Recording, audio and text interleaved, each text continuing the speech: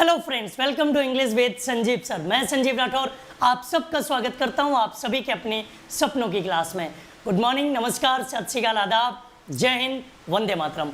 आप सभी लोग जानते हो एग्जाम कोई भी हो, एक्टिव और पैसिव वॉइस से रिलेटेड क्वेश्चन हर एग्जाम्स में पूछे जाते हैं और बच्चों से गलतियां भी होती हैं। ये ग्रामर का सबसे आसान टॉपिक माना जाता है। अगर आप किसी भी कॉम्पिटिटर से बात करेंगे तो 99% स्टूडेंट सबसे सरल टॉपिक बताएंगे इसी को, लेकिन फिर भी गलतियां होती हैं। क्यों?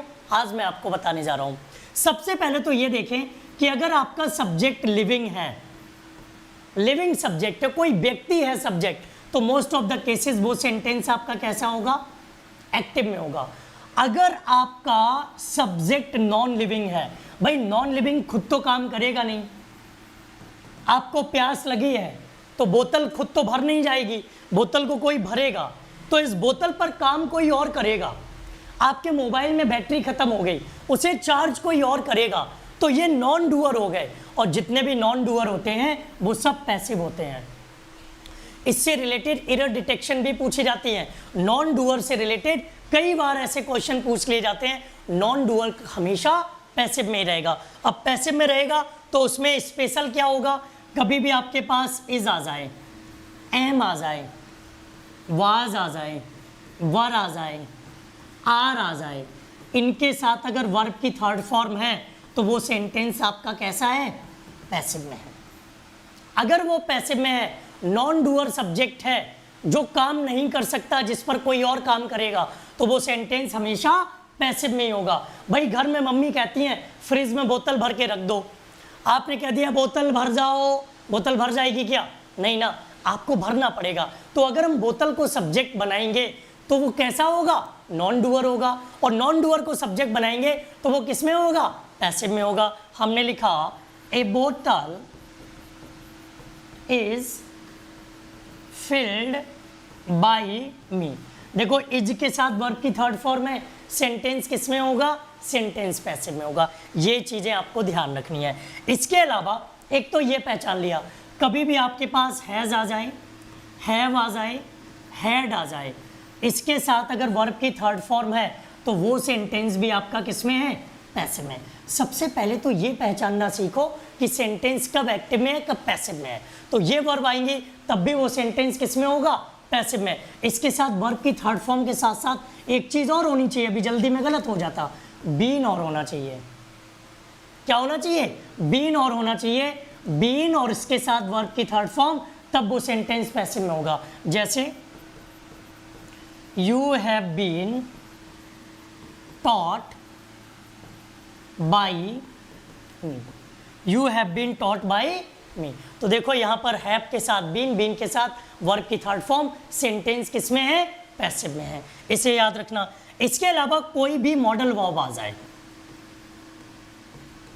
मॉडल वर्ब के साथ बी है, बी के साथ वर्ब की थर्ड फॉर्म है, तो वो सेंटेंस भी आपका किस में है? पैसिव में है। मॉडल वर्ब के साथ बी और बी के साथ वर्ब की थर्ड फॉर्म, तो वो सेंटेंस भी आपका किस में रहेगा?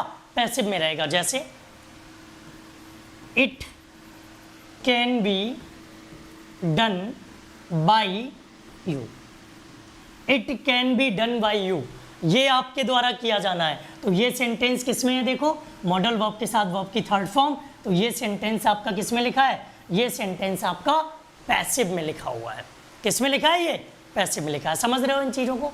तो पैसिव कब होगा, एक्टिव कब होगा, इसकी पहचान आप सेंटेंस को पढ़ के आसानी से कर सकते हो, सेंटेंस को देखकर आसानी से की जा सकती है। अब इनको सॉल्व करने के रूल्स क्या हैं?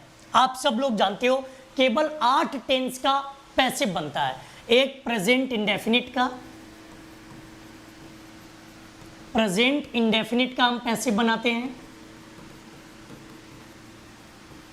जिसमें हम क्या करते हैं? इज, एम, आर के साथ वर्ब की थर्ड फॉर्म लगाते हैं।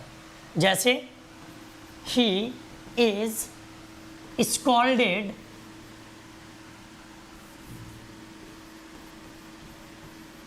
By his father. अब भाई कोई इंसान खुद को तो डांट नहीं लेगा, उसे डांटने वाला तो कोई और होगा। सब्जेक्ट नॉन डूअर है, तो देखो इज के साथ वर्ब की थर्ड फॉर्म, तो ये सेंटेंस किस में है? ये सेंटेंस आपका पैसिव में है। इसके अलावा फिर हम किसका बनाते हैं? इसके अलावा हम बनाते हैं प्रेजेंट कॉन्टिन्यूअस टेंस का। जब हम प्रेजेंट कॉन्टिन्यूअस टेंस का पैसिव बनाएंगे तो उसमें क्या करेंगे? इज एम आर के साथ में बीइंग और जोड़ देंगे। इज एम आर के साथ बीइंग और बीइंग के साथ क्या रहेगा? वर्ब की थर्ड फॉर्म। ये सेंटेंस आपका किस में रहेगा? पैसिव में। जैसे हमने लिखा you are being taught by me.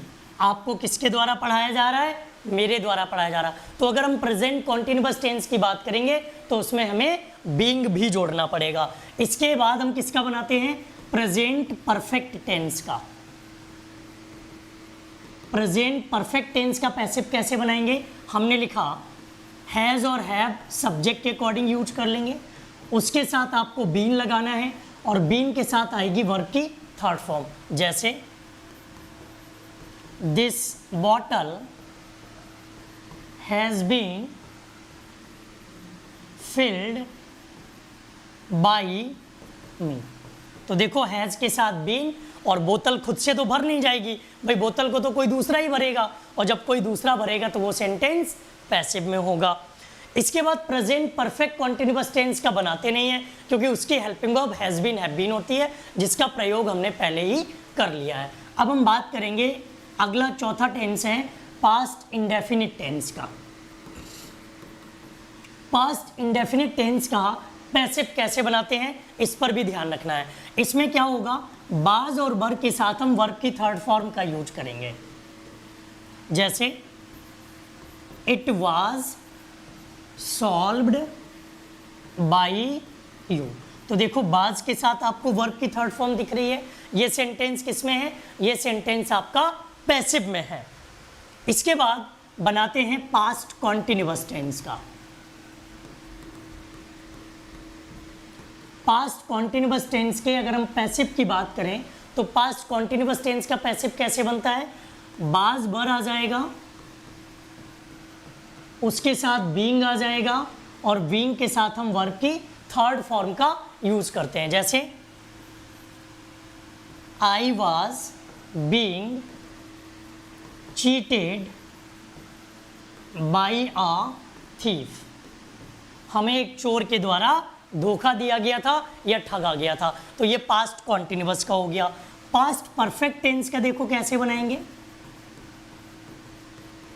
Past perfect tense. Past perfect tense की अगर हम बात करें तो पास्ट परफेक्ट टेंस में वही हैड बीन, और हैड बीन के साथ वर्ब की कौन सी फॉर्म आएगी? Third form. जैसे she had been scolded by her mother. उसे उसकी माता जी के द्वारा डांटा गया। तो देखो हैड बीन आ गया आपके सामने हैड के साथ। अब पास्ट परफेक्ट कॉन्टिन्यूअस टेंस का पैसिव नहीं बनेगा। क्यों? क्योंकि उसकी हेल्पिंग वर्ब हमने पहले यूज कर ली। अब बचा future indefinite tense. Future indefinite tense. Future indefinite tense में क्या होगा? विल बी और शैल बी, इनके साथ आपको वर्ब की कौन सी फॉर्म यूज करनी है? इनके साथ आपको वर्ब की थर्ड फॉर्म का यूज करना है। कैसे यूज करेंगे जरा ध्यान दीजिएगा। हमने लिखा I shall be punished by my teacher. मुझे किसके द्वारा पनिश किया गया? मुझे मेरे टीचर के द्वारा पनिश किया गया। तो I shall be punished by my teacher. देखो शैल के साथ वी आया, और जब भी बी आएगा तो बी के साथ वर्ब की थर्ड फॉर्म का यूज करेंगे। फ्यूचर कॉन्टिन्यूअस टेंस का पैसिव नहीं बनता है क्योंकि उसकी helping verb shall be will be होती है और उसका प्रयोग हमने कर लिया। अब हम बात करेंगे फ्यूचर परफेक्ट टेंस की। फ्यूचर परफेक्ट टेंस का हम पैसिव कैसे बनाएंगे? तो फ्यूचर परफेक्ट टेंस में क्या करेंगे? शैल हैव बीन और हम विल हैव बीन का यूज करेंगे पैसिव में। और आप जानते हो पैसिव में वर्ब की कौन सी फॉर्म आती है? पैसिव में वर्ब की थर्ड फॉर्म आती है। जैसे you will have been punished by me. ये देखो आपके जो भी बेसिक रूल्स हैं वो हमने आपको इस वीडियो से कवर करा दिए। अगर आप इनिशियल स्टेज पर सीखना चाहते हैं, शुरुआती लेवल से सीखना चाहते हैं, तो वो सारे रूल्स हमने आपको यहाँ पर करा दिए। इसी तरह के और वीडियोस के लिए हमारे चैनल को सब्सक्राइब करें, बेल आइकन पर क्लिक करें ताकि आपको मेरी क्लासेस के सभी नोटिफिकेशन मिलते रहें। इसके अलावा आप सब लोगों को इस वीडियो को लाइक करना है और शेयर करना। अगर आप मेरे व्हाट्सएप ग्रुप में जुड़ना चाहते हो, जो मेरा इंडिविजुअल व्हाट्सएप ग्रुप है, तो आपको इस सवाल का जवाब देना पड़ेगा। सवाल है नेचर इज लव्ड। ये है आपके सामने पैसिव, और इस पैसिव का आपको बनाना है एक्टिव।